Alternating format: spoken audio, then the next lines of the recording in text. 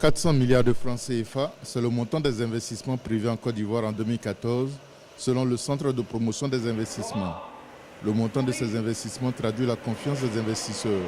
Ces derniers sont cependant soucieux de la sécurité juridique et physique de leurs investissements dans un pays qui sort d'une longue crise post-électorale et qui a récemment connu une mutinerie des ex-rebelles intégrés dans l'armée.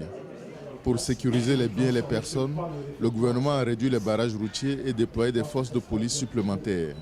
Les tribunaux également se modernisent pour plus d'efficacité. Généralement, les clients sont à la recherche d'un climat plus serein dans les institutions judiciaires.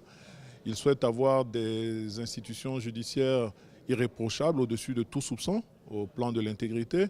Ils souhaitent avoir des institutions judiciaires performantes qui leur fassent passer le moins de temps possible dans les prétoires et aussi qui, en termes d'accessibilité, leur permettent dans un pays d'avoir le plus près possible de leur centre d'opération, avoir accès à des juridictions. Le gouvernement a réformé l'appareil judiciaire. Le tribunal de commerce et la cour d'arbitrage sont des outils à la disposition des hommes d'affaires pour protéger leurs biens en cas de différend.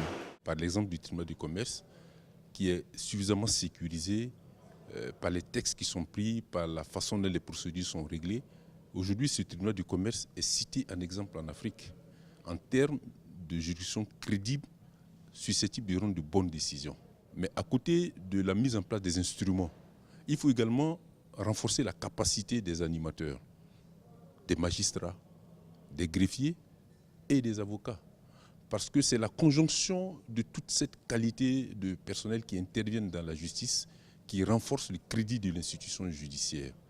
Pour améliorer le climat des affaires et renforcer la sécurité juridique et judiciaire des investissements, le gouvernement ivoirien souhaite poursuivre les réformes. Après l'installation du tribunal de commerce d'Abidjan, d'autres tribunaux de commerce seront installés à l'intérieur du pays.